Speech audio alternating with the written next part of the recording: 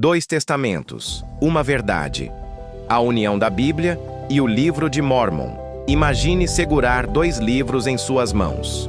Em uma mão, a Bíblia Sagrada, o livro mais lido da história, traduzido em milhares de idiomas, a fundação do cristianismo. Na outra mão, o livro de Mórmon, um registro de povos antigos nas Américas que também conheceram e adoraram Jesus Cristo. Agora imagine que esses dois livros não são rivais, mas companheiros. Não são contraditórios, mas complementares.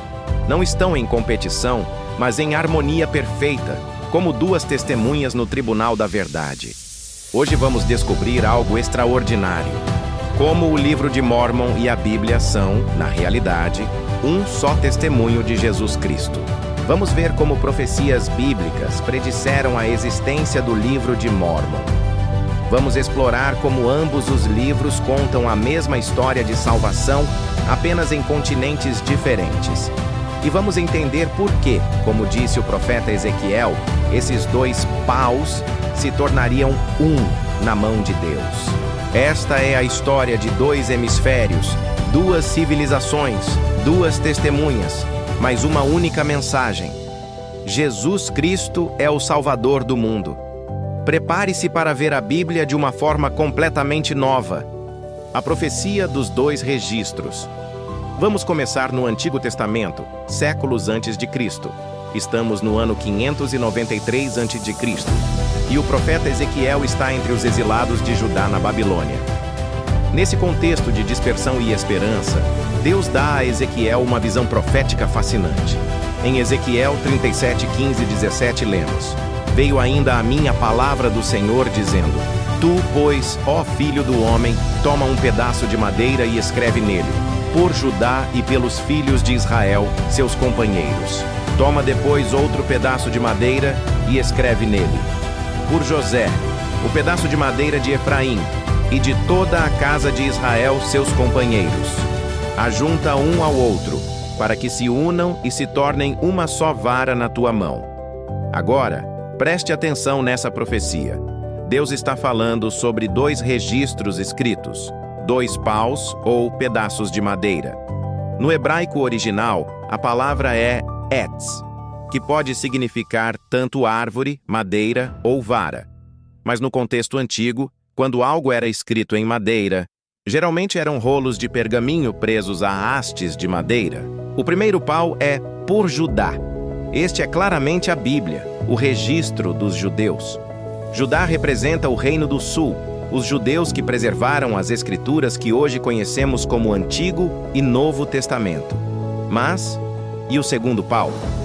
Por José, o pedaço de madeira de Efraim.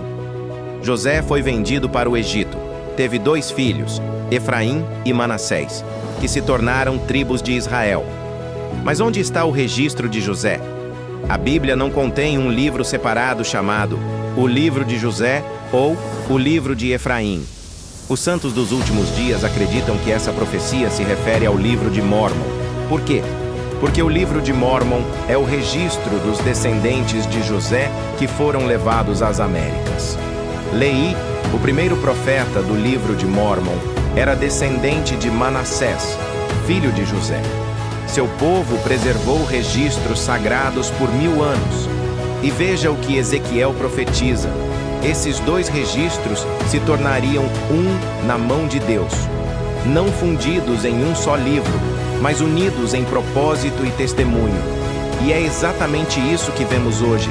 A Bíblia e o livro de Mórmon trabalhando juntos para testificar de Jesus Cristo. Mas essa não é a única profecia bíblica sobre o livro de Mórmon. Vamos para Isaías 29, outra profecia extraordinária. Isaías 29, 4 diz: Então serás abatida, falarás de debaixo da terra, e a tua fala desde o pó sairá fraca, e será a tua voz debaixo da terra, como a de um espírito que tem feitiços, e a tua fala assobiará desde o pó. Isso descreve um povo destruído, mas cuja voz ainda seria ouvida, através de um registro escrito que sairia do pó da terra. E não é exatamente isso que aconteceu? As placas de ouro estavam enterradas por 1400 anos, literalmente falando do pó. E nos versículos 11 e 12, Isaías continua: Toda visão vos é como as palavras de um livro selado, que se dá ao que sabe ler, dizendo: Lê isto, peço-te, e ele dirá: Não posso, porque está selado. Ou dá-se o livro ao que não sabe ler, dizendo: Lê isto, peço-te, e ele dirá: Não sei ler. Isso aconteceu literalmente. Martin Harris, um dos primeiros seguidores de Joseph Smith, levou cópias de caracteres das placas de ouro para Charles Anton, um erudito em Nova York. Anton examinou os caracteres e disse que eram autênticos, mas quando soube que vinham de um livro selado, com revelação divina, recusou-se a autenticá-los oficialmente. E Joseph Smith? Ele tinha apenas educação básica. Era literalmente alguém que não sabia ler no sentido acadêmico, mas foi a ele que Deus confiou a tradução. Isaías 29:14 conclui: Portanto, eis que continuarei a fazer uma obra maravilhosa no meio deste povo. Sim, uma obra maravilhosa e um assombro. A tradução do livro de Mórmon foi certamente uma obra maravilhosa e um assombro. Há ainda outra profecia crucial. Em João 10:16, Jesus Cristo diz: Tenho ainda outras ovelhas que não são deste aprisco. A essas também me importa conduzir, e ouvirão a minha voz, e haverá um rebanho e um pastor. Quem eram essas outras ovelhas? Durante séculos, teólogos especularam. Alguns disseram que eram os gentios. Mas Jesus ministrou aos gentios? Não diretamente durante seu ministério mortal. O livro de Mórmon responde essa pergunta. Em 3 Nef 15:21, quando Jesus aparece ao povo nas Américas após sua ressurreição, ele declara: E em verdade vos digo que vós sois aqueles de quem eu disse: Tenho outras ovelhas que não são deste aprisco. A essas também me importa conduzir, e ouvirão a minha voz. E haverá um rebanho e um pastor. As outras ovelhas eram os descendentes de Leí nas Américas. Jesus visitou pessoalmente esse povo, estabeleceu sua igreja entre eles e ensinou seu evangelho. 2 testemunhas, 2 continentes, um Salvador, o início da história e a conexão profunda. Agora que entendemos as profecias, vamos mergulhar na história do livro de Mórmon e ver como ela se entrelaça perfeitamente com a narrativa bíblica. A história começa em 600 a.C. em Jerusalém. Este é um momento crucial na história bíblica. O profeta Jeremias está alertando o povo sobre a destruição iminente pelos babilônios. É o fim do reino de Judá. O rei Zedequias está no trono. A apostasia está generalizada. Nesse mesmo momento, segundo o livro de Mórmon, vivia em Jerusalém um profeta chamado Leí. Ele estava testemunhando os mesmos eventos que Jeremias. De fato, 1 Nef 1:4 diz: Pois aconteceu que no princípio do 1º ano do reinado de Zedequias, rei de Judá, vieram muitos profetas profetizando ao povo que ele devia arrepender-se ou a grande cidade de Jerusalém seria destruída. Leí saiu e orou, e recebeu uma visão. Viu Deus em seu trono, leu de um livro sobre a destruição de Jerusalém e foi mandado profetizar ao povo. Mas o povo rejeitou sua mensagem e tentou matá-lo, exatamente como aconteceu com Jeremias. Então Deus ordenou a Leí: Sai para o deserto com tua família. Leí obedeceu. Ele levou sua esposa Saria, seus filhos Lamã, Lemuel, Sam e Nefe, e possivelmente filhas não mencionadas. Eles deixaram tudo, riquezas, propriedades, conforto, e partiram para o deserto. Mas antes de ir definitivamente, Deus deu a Leí uma missão crucial: voltar a Jerusalém e conseguir as placas de latão, que estavam em posse de um homem chamado Labão. Por que essas placas eram tão importantes? Primeiro, Nef 5:11-13 explica: E eram as placas de latão que continham os registros dos judeus desde o princípio mesmo até o começo do reinado de Zedequias, rei de Judá, e também as profecias dos santos profetas desde o princípio mesmo até o começo do reinado de Zedequias. e também muitas profecias proferidas pela boca de Jeremias. Essas placas continham o equivalente ao nosso Antigo Testamento. Incluíam os 5 livros de Moisés, o Pentateuco, registros dos profetas e genealogias. Sem essas escrituras, o povo de Leí teria perdido conexão com suas raízes espirituais e a lei de Moisés. Conseguir as placas não foi fácil. Labão recusou-se a dá-las. Nefe e seus irmãos tentaram comprá-las, mas Labão roubou suas riquezas e tentou matá-los. Finalmente, guiado pelo Espírito, Nefe matou Labão e conseguiu as placas, um ato extremo, mas necessário para preservar as escrituras para gerações futuras. Aqui vemos a primeira conexão profunda. O livro de Mórmon começa com a Bíblia. As placas de latão eram suas escrituras sagradas. Tudo o que Leí e seu povo sabiam sobre Deus vinha da Bíblia. Depois de 8 anos no deserto, a família chegou à costa. Ali, Nefe foi instruído a construir um navio. Não um navio comum, mas um navio construído não à maneira dos homens. Mãe Nefe, 18:2. Guiado por revelação divina, Nefe construiu uma embarcação capaz de cruzar o oceano. E eles navegaram. Atravessaram o oceano, provavelmente o Pacífico, e chegaram a uma terra prometida. Onde exatamente? O livro de Mórmon não especifica, mas muitos estudiosos mórmons acreditam que foi em algum lugar das Américas, possivelmente na América Central ou do Sul. Aqui está algo fascinante. Enquanto Daniel estava em Babilônia, tendo visões sobre reinos futuros, enquanto Ezequiel estava profetizando entre os exilados, enquanto Jerusalém caía para Nabucodonosor, nesse exato momento histórico, o povo de Leí estava estabelecendo uma nova civilização nas Américas. Mas a conexão com a Bíblia não para aí. O povo de Leí levou consigo as placas de latão e as estudou diligentemente. Eles conheciam Moisés, Abraão, Isaías, Jeremias. Eles guardavam a lei de Moisés, ofereciam sacrifícios, observavam as festas. Segundo Nefe, 25, 24, 25. E não obstante crermos em Cristo, guardamos a lei de Moisés e aguardamos firmemente a Cristo até que a lei seja cumprida. Pois para esse fim foi dada a lei. Portanto, para nós, a lei está morta, e somos vivificados em Cristo por causa de nossa fé. Todavia, guardamos a lei por causa dos mandamentos. Eles entendiam que a lei de Moisés apontava para Cristo. Eles não eram apenas seguidores cegos da lei. Eles aguardavam sabendo que era uma preparação para o Messias vindouro. As profecias paralelas e a unidade dos testemunhos.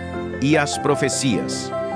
O livro de Mórmon está repleto de profecias messiânicas que espelham e expandem as profecias bíblicas. Cerca de 600 anos antes do nascimento de Cristo, o profeta Nefe teve uma visão detalhada do Messias vindouro. Em 1 Nefe 11, de 13 e 21, Nefe vê uma virgem, bela e formosa acima de tudo. Um anjo pergunta: "Conheces tu a condescendência de Deus?" E então Nefe vê a virgem, tomada no espírito, e depois tendo um filho nos braços. O anjo proclama: "Eis o Cordeiro de Deus. Sim, o Filho do Pai Eterno." Isso é 600 anos antes de Lucas escrever sobre a anunciação a Maria. Nefe teve uma visão da Virgem Maria, do nascimento de Jesus, de seu ministério, de sua crucificação e ressurreição. Tudo antes de acontecer.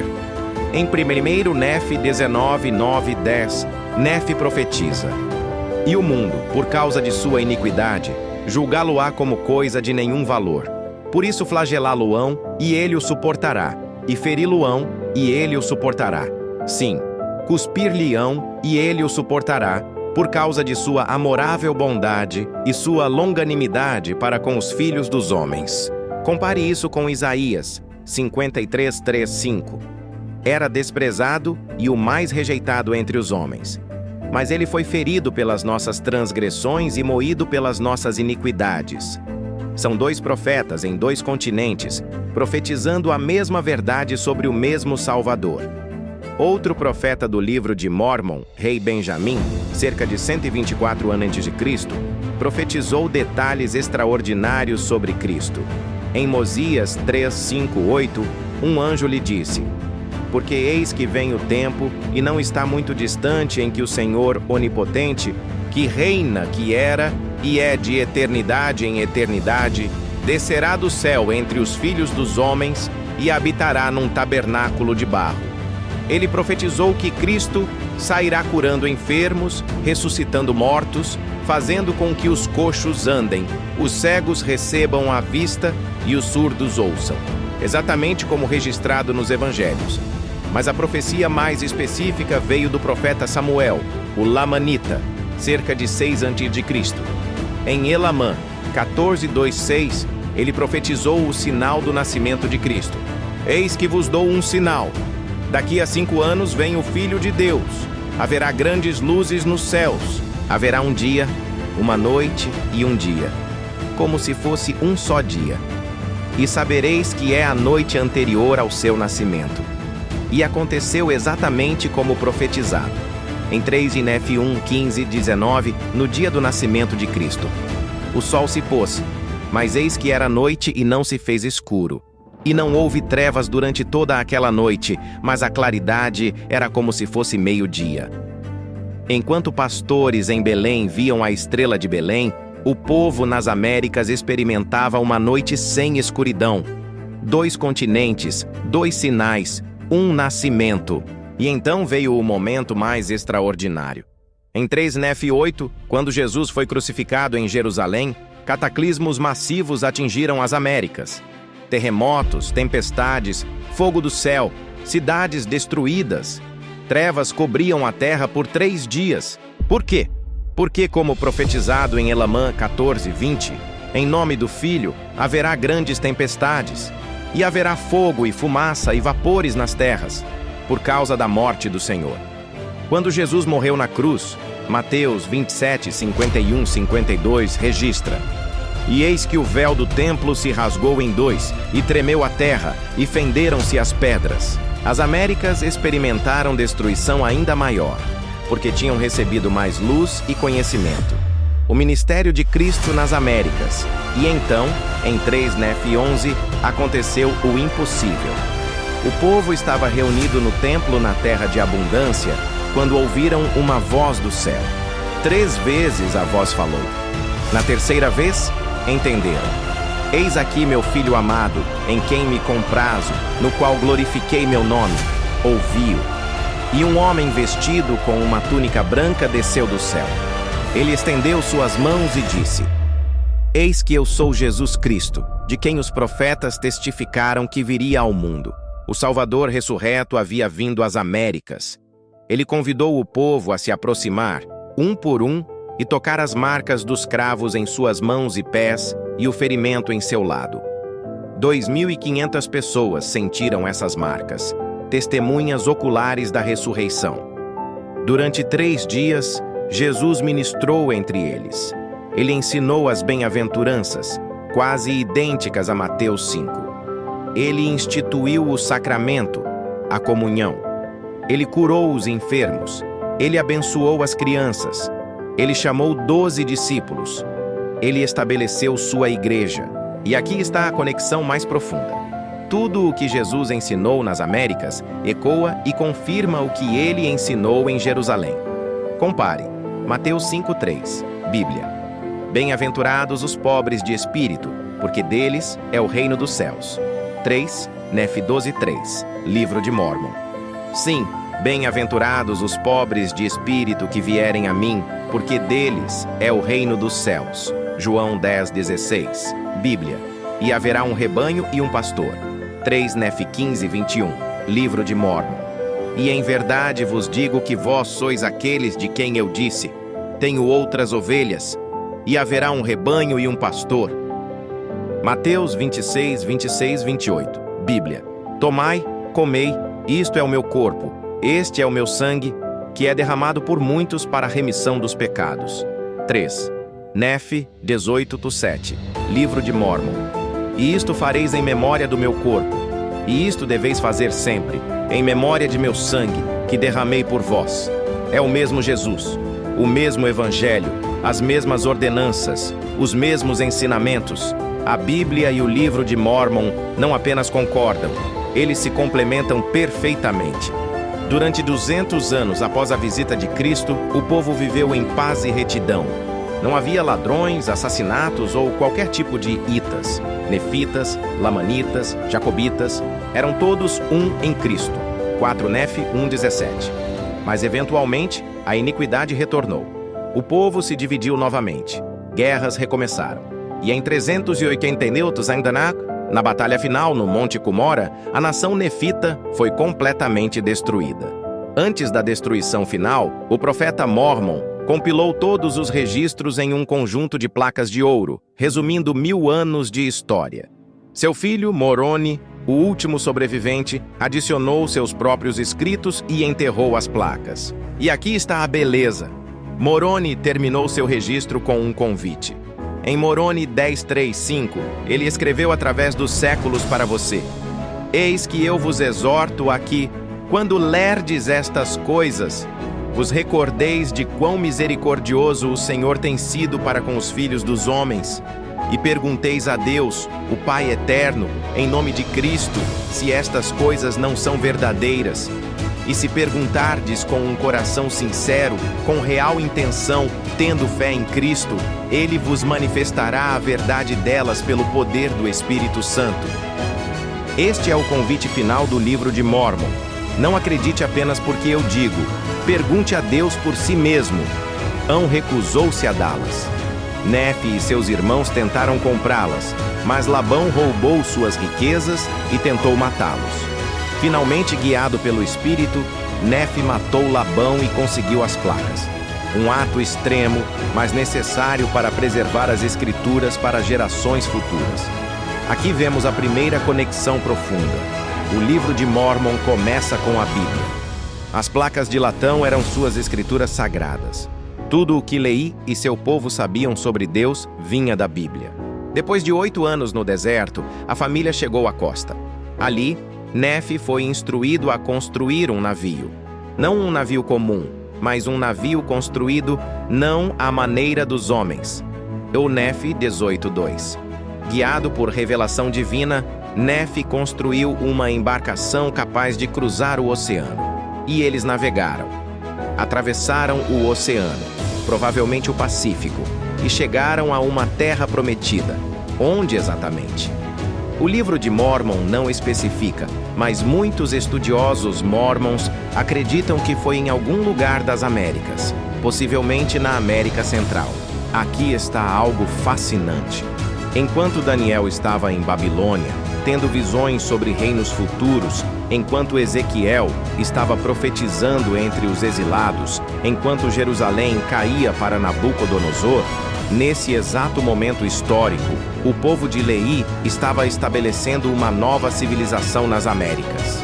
Mas a conexão com a Bíblia não para aí. O povo de Leí levou consigo as placas de latão e as estudou diligentemente. Eles conheciam Moisés, Abraão, Isaías, Jeremias. Eles guardavam a lei de Moisés, ofereciam sacrifícios, observavam as festas. Segundo Nefe 25, 24 ou 25. E não obstante crermos em Cristo, guardamos a lei de Moisés e aguardamos firmemente a Cristo até que a lei seja cumprida. Pois, para esse fim foi dada a lei. Portanto, para nós, a lei está morta. E somos vivificados em Cristo por causa de nossa fé. Todavia, guardamos a lei por causa dos mandamentos. Eles entendiam que a lei de Moisés apontava para Cristo. Eles não eram apenas seguidores cegos da lei. Eles aguardavam sabendo que era uma preparação para o Messias vindouro. E as profecias. O livro de Mormon está repleto de profecias messiânicas que espelham e expandem as profecias bíblicas. Cerca de 600 anos antes do nascimento de Cristo, o profeta Nefe teve uma visão detalhada do Messias vindouro. Em 1 Nefe 11, 13 e 21, Nefe vê uma virgem, bela e formosa acima de tudo. Um anjo pergunta: Conheces tu a condescendência de Deus? E então Nefe vê a virgem tomada no espírito e depois tendo um filho nos braços. O anjo proclama: Eis o Cordeiro de Deus, sim, o Filho do Pai Eterno. Isso é 600 anos antes de Lucas escrever sobre a Anunciação a Maria. Nefi teve uma visão da Virgem Maria, do nascimento de Jesus, de seu ministério, de sua crucificação e ressurreição, tudo antes de acontecer. Em 1 Nefi 19, 9 e 10, Nefi profetiza: "E o mundo, por causa de sua iniquidade, julgá-lo-á como coisa de nenhum valor. Por isso flagelá-lo-ão, e ele o suportará, e feri-lo-ão, e ele o suportará. Sim, cuspir-lhe-ão, e ele o suportará, por causa de sua amorável bondade e sua longanimidade para com os filhos dos homens."